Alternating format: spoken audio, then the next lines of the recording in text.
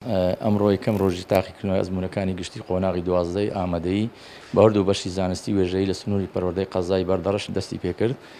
تاوان ئەمە بەری تەقریبا 10 ڕۆژە ئامادەکاریەکان هەموو کردیە وەکو دابینکردنی جیازی فێنکرەوە و لەگەڵ ڕاکێشانی خەتی مۆلیدەی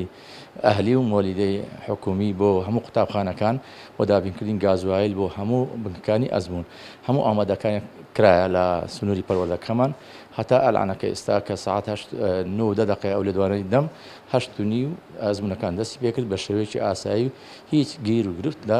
سنووری پەروەردەکەمان ڕووی نەدا. تاوان ژمارەی گشتی قوتابیان 2372 قوتابیە و لەوانە 1347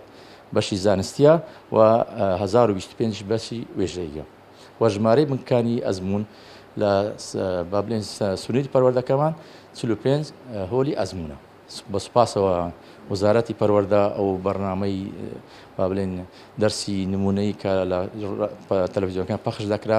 ئەستیفادەشی زۆر باشییا بوو و تەمە سوپاسی هەمووی مامۆستایانی سنووری پەروەردەکەمان دەکەن.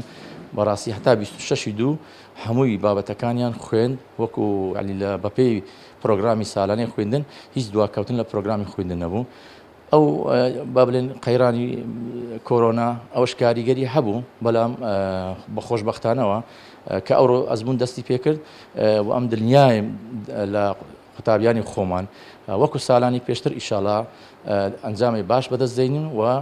ئیشاڵا دەبینی ئەکەمەکانی سەر ئاستی پارێزگای دۆک و لەسەر ئاستی هەرێمی ئیشاڵا ئەنجامی باش بەدەستن. ئەمە وەکو ڕێنماییاندا هەموو بەڕێوەبەری هۆلەکانی ئەزموون کە دەبی مەودای